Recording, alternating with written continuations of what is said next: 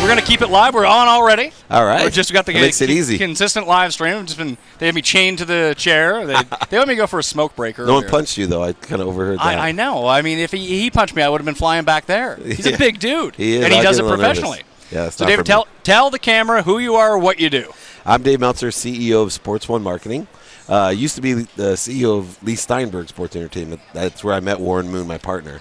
And we spun off a marketing company, and now I do a lot in content. So I bought a media company with Warren. We have a TV show called Elevator Pitch. It was the #1 digital business show last year.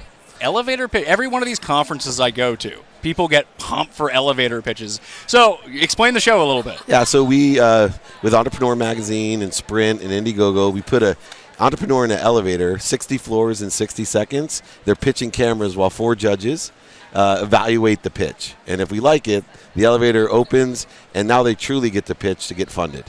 And if we don't fund them as judges, IndieGoGo features them for crowdfunding as well. And someone might see it and be promotion, etc. So does it work on the same basis as like American Idol and Shark Tank and these things where you have like the crappy guests too? Yeah, like it's like Shark Tank with soul. So we tried to. But are there bad ideas? Bad pitches? My favorite. We had a guy. He was like the absent-minded professor. He had an electrical current that could stop fire, and it was just. There was nothing to it other than a plastic thing that pretended to do it. And then he's like, I said, well, how are you going to do like a forest fire? You know, and he said, well, it just is bigger on a helicopter, and you're going to shoot this frequency and divide oxygen out of the fire to stop it. And it was the best TV ever. It was awesome. So the science didn't really match up? No. So we do have a few doozies in there. We had 12 episodes, 92 companies. We actually funded 27. That's not bad. So there were some good ideas in there as well. But it's really entertaining. You have to have the I think that's the fatal trap that reality falls into from time to time. They go either one way too big on too many goofy guests, or you only see the really good ones. But you have to have the good ones. Yeah. Someone needs to look like they know what they're doing. Yeah, and surprisingly, there's a lot of people with some really good businesses out there that need funding. Well, it's weird because, I mean, just even with the access of what the internet provides for everyone now, that these are the same people that 15 years ago no one would ever find out about. And now that we do have access to all these things and shows like this, that they can go on, be seen. Like you even said, if you don't directly fund them, someone else might hear them and be like, hey, it's a great idea. Yeah, and you know, most people don't know that Shark Tank has made the most money off of the equity that they take in the companies that try. So it does better than the actual show. Absolutely. Than the ads on. Yeah, and they do take a piece of every company that they have on their show, even if they don't get funded. So, to get on the show, you can take an equity position in those companies. And so even the bad ideas that you don't. And it's great advertising for the businesses themselves. Absolutely. Self-promoting, and then you get the contacts, from our judges who are very, like Shark Tank, well-esteemed business people that have real great connections and can accelerate a business model. See, people love these shows because I'm from Canada. We had Dragon's Den up there, which came over from the UK. There's a lot of good ideas on the go. Oh, I'm getting a one sheet here now. Oh, all right.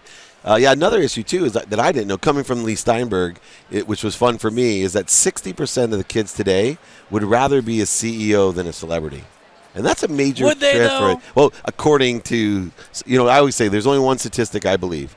99% of all statistics are made up.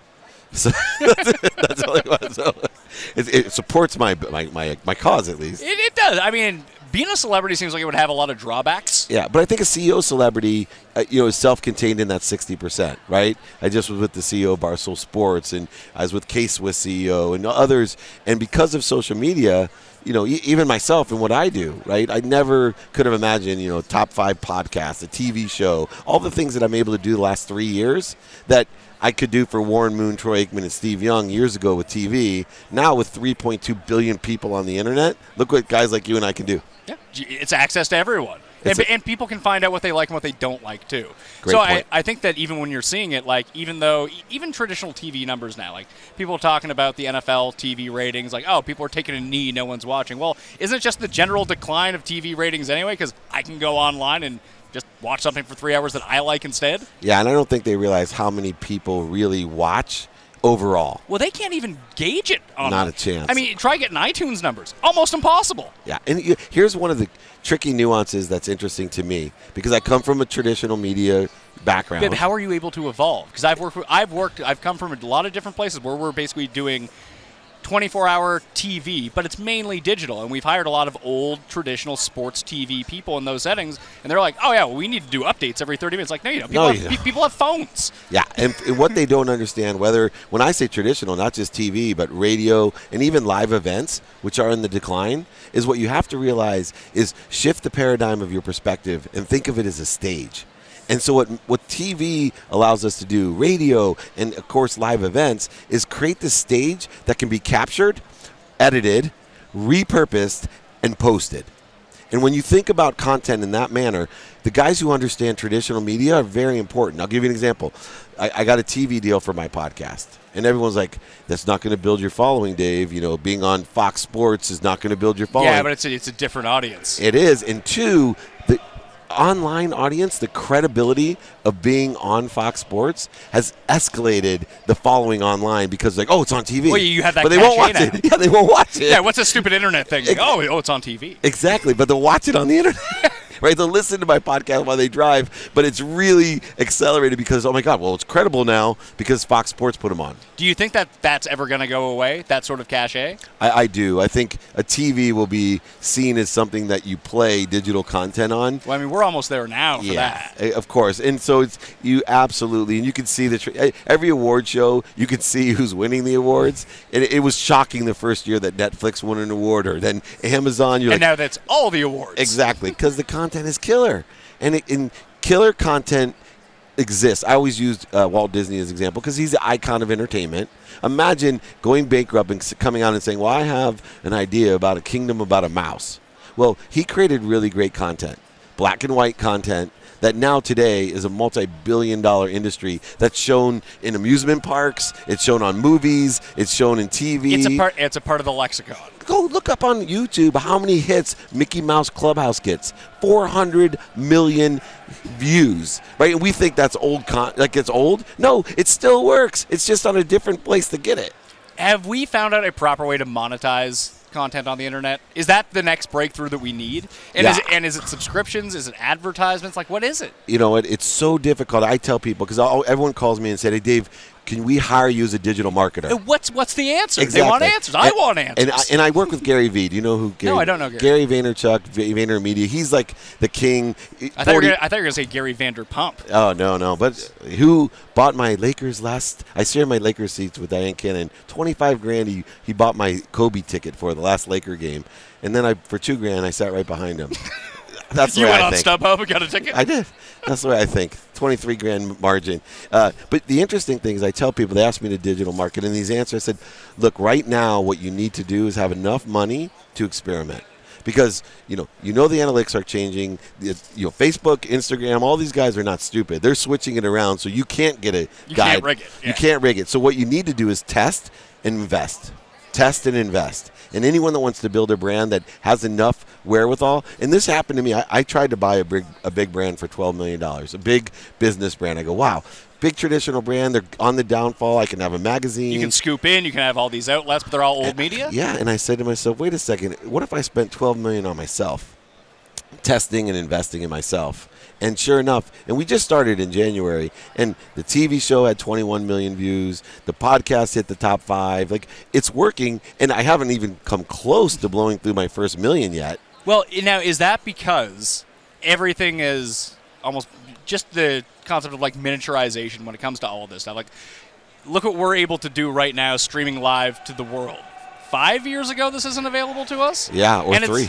I mean, the cameras are super nice, and they're super expensive. The system is super expensive, but it's not – I just think about, like, even to produce, like, a sports center, you have 15 editors, you have 2 anchors, you have a director, you have a switcher, you have – award-winning set that costs more than this whole place. Millions of dollars. Exactly. The lighting alone costs so much money. What you're able to do and make it look almost the same with the equipment we have now and just how cheap everything is, that you don't need the $12 million to spend it all. You can spend that on legit research with tech guys trying to figure out an algorithm. I mean, Barstool Sports beats the crap out of ESPN all the time online with their ratings. And I was just, with Dave Portnow sitting in a bar on a bar stool, killer real content. People want to watch it. And like the views just went like this. Is that why you made the leap into creating a content company? Yeah, I actually had to You buy can own the content yourself? Yeah, and I had to buy media content. So I tested it out. I started hiring a media company to follow you around. And I said, as a deal, look,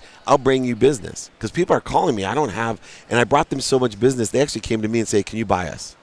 Because we need your infrastructure, your experience, your money.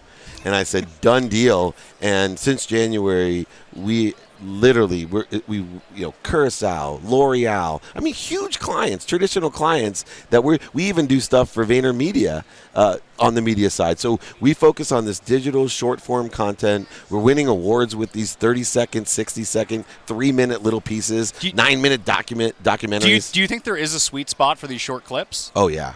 Absolutely. Is it the shorter the better, do you think? I don't necessarily think it's the shorter or better, but there is a range, and it needs to be good. Right? With these cameras that we have now, it looks sharp. Oh, my gosh. And then you add the music, and we have a nice team of editors that all they do is practice getting to – people buy on emotion for logical reasons. So everything we do is outside of the logic side. We try to target the emotion. Everything from the words used to the picture scene. The background music. It's all Grey's Anatomy, right? I joke with my wife who loves that show. I'm like, oh, no, this guy's going to die. It's like, how do you know? I go, because that's the dying song, right? The dying song comes on before, right? You can start hearing it and my tears start welling. It's the dying song. So I learned the dying song, except for we put some happy songs in there as well. So do you think that is the move for some of these brands, is making your own, like hiring people out, make your own short-form content that's real content, but also just pushes your product as well? Yeah, let me give you an instead of being like, hey, it's Pat and Dave, and we're sponsored by blank, which no one's going to buy, probably. Exactly. No, please buy. Please buy. That, absolutely. But where the cool thing is, like we work with WheelsUp. So instead of Kenny Dichter going into CNBC to talk about they're raising money or they closed $100 million and WheelsUp is growing, and then they obsequiously throw out a link to everyone going, hey, you should see Kenny's best interview on CNBC. What we do is we follow Kenny into CNBC, get him in the green room talking to cool people, take the best part of his interview, add the music, the emotional, right? Splice little things, change languages, then follow him afterwards where everyone hugs you like you will when I leave, going, dude, that was the best interview, thank you. And then the next guy gets the same thing. But all that's captured. Then being quick enough to post it the same day. The turnaround time. Yeah, and that's the secret sauce of ours, is we get high-quality content turned around, and then you post it, and it's organic, because now all those guys you met, you send it to them, and they're posting for you, and you have a whole new audience going, man, Kenny Dichter's smart and cool, and WheelsUp is hip. I might want to invest in that. Compared to the executive vice president emailing out, hey, watch Kenny's video, like the old days. Yeah, or even trying to email the employees being like, hey, it'd be awesome if you retweeted this. Yeah, no, just that stuff doesn't work. Does it? Right, exactly. What about even putting stuff like captions on the videos, like integrated? Is that... It seems like such a weird thing, but I feel like those videos do better.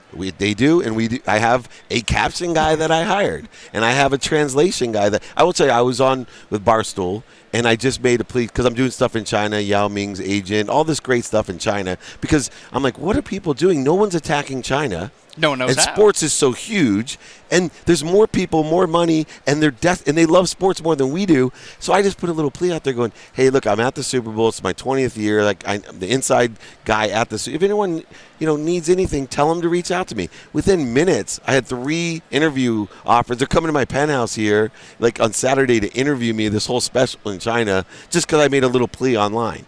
That's nuts. Yeah, and it gets, you'll get traction, you'll get picked up. Yeah, and you don't even have to translate it half the time. They just think it's cool. That's amazing. Yeah, but for guys like you and I, and I'm telling the whole world, this is the time to get involved because we can compete. Now, do you think, like, I was just, it come out like Netflix had like lost $4 billion. Amazon is kind of restructuring what they're doing with original content. Same with Hulu and a lot of these places that were basically like, here's a blank check, go make whatever you want. They're starting to wise up to what's hitting and what's not hitting. Do you think that market is sort of drying up a little bit for everyone to get a piece of it, or is the money just being redistributed to other places now? Money's being redistributed. There's a transformation going on that you don't have to spend as much. So even our TV show, where TV shows, when they're successful, they go up in production cost. We actually cut out 33% of our budget for year 2 because we figured... You figured out how to do it. Exactly. And then it's going to keep going down, and we can spend our money elsewhere, where I think there's that transformation where you got all these traditional media guys that thought big budget, right? And they all bought in because you're winning awards. But now there's this beautiful relationship between... I have a 17-year-old kid that I hired to edit my Instagram videos. because the 30-year-old guy right there that you're looking at, too old. Too old to know. And he's like, and I looked at the video he edited, the first one. I'm like, you're like, no, like they're like, oh my god, that video was awesome. And I like for me, I looked at it going, this is the dumbest video I've ever done. But I don't think like a 17-year-old. Thank goodness. Well, at least you put your faith in those people. They do know what they're doing. I mean, that's half of it. Yeah.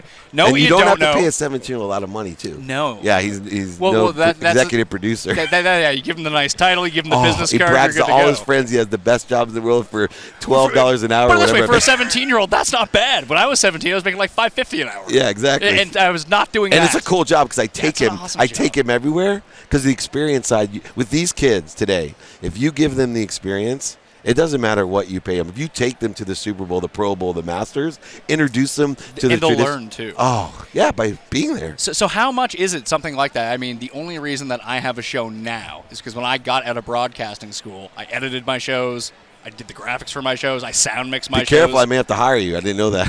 We can talk after. I can give you my card, we'll be good. You sub out some outside of Deacon? Yeah, Nice. All right. I'm looking. Perfect. I need guys that know how to do everything. You too over there. I saw the smile. But everyone I everyone, raise their hand. Everyone I talk to, everyone that I work with now has those skills. They can produce, they can edit, they can build graphics, they can shoot, they can do it all. And it seems like a lot of people are now getting left behind. Like even your traditional broadcasters or even people getting into media, being on the mic, you can't just be on the mic.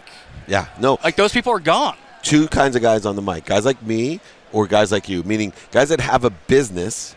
And now you're putting yourself on because people want to hear from you. Right, I'm a celebrity CEO. Or guys that can do everything. Right, and that's one of those guys right there. This 30-year-old started, he's like, I like to take pictures. You know, when we first started as an intern, he's from Canada, went to Cal State Fullerton. He said, I'd like to be one of your photographers. And then all this over the last 7 years has happened, and Gary Vee, the guy that we learned it from, started training how he had a cameraman follow him around. And because I have such a cool life, he started capturing my life and editing it, make it even more cool. And make it look, yeah, it's already cool with some editing and some music. It looks a whole lot cooler. Exactly. Put a filter some captions. on. Like you said. Put some captions, put a filter on that. You don't even need to go to the tanning beds. You nailed it. Yeah, you're going to be, see, next year you won't even put me on your show. You'll be so famous. You know what? If that could be the case, I mean, the DK people would love that. Yeah. I don't know if I would see any more out of it, but it'd be good for me personally, I would think. Well, you guys might have to be over to the S1M side besides the DK. You could do both. They complement each other. That would be. Extra money never hurt anyone. Does anyone come up to you and give you like a 60-second pitch? Oh, yeah. Are they bad? Yeah, like the random people that you run into? You know, the majority, because we had 4,500 people audition. And it's amazing. Like when you say audition, do you mean like they sent in a resume? A or video. Like, it's all video, right? Okay. There's no resumes. So they send 60-second videos. And we have a whole team that watches them. But, okay. And so you get the finalists, and I can't believe how bad the finalists are. Really? Well, they don't even tell you what they want. If anyone's out there and you're an entrepreneur and you're giving an elevator pitch, tell me how much money you want and what you're willing to give. And how much you're potentially making right now. Exactly. What's my business now? Yeah. Here's what you would get. Yeah. Boom. And making the math make sense, I feel like would make some sense. There's so many difficult problems that you're addressing here that I see on the camera. There's a simplicity to, because I just think, because I run some competitions as well, just being like, hey, I need a 20-second video, a 30-second video. Tells me, and people send me 5-minute videos. Like, I'm not even watching this. Good. You should. I could watch 10 videos in the time that you send me to take your one, and if it's 5 minutes, it's wrong. Yeah, I just don't want to watch this. It's funny because I was worried about our show because when we did the sizzle reel. So I invested the money to do the sizzle so you could sell the show to Sprint and IndieGoGo and Entrepreneur. Well, I tried that. It never worked for me. Oh, the first guy that came in the elevator, he had a business that's making $2 million. Right? Because this is sizzle. I know what the company's. Yeah. It wasn't real like it is now. And so he gets in the elevator in 60 seconds. He's talking about Mark Twain and this. And get to the point. Oh, my God. Excuse my language, but yeah, get to the point. And I couldn't believe it because we couldn't even let him off the elevator because the judges would have looked like such assholes.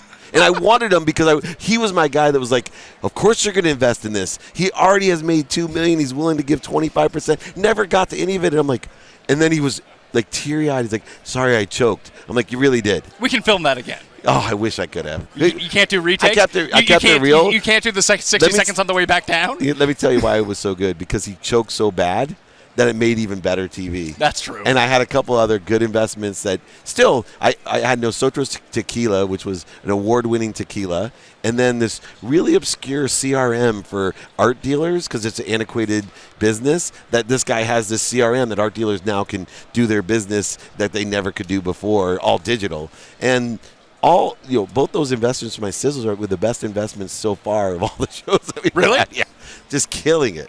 That's amazing. Yeah, it's pretty fun. So I can start doing that. I have my own company now, so I can start doing this stuff, and then I'll have Lakers front row seats. Yeah. How many years does that take? No.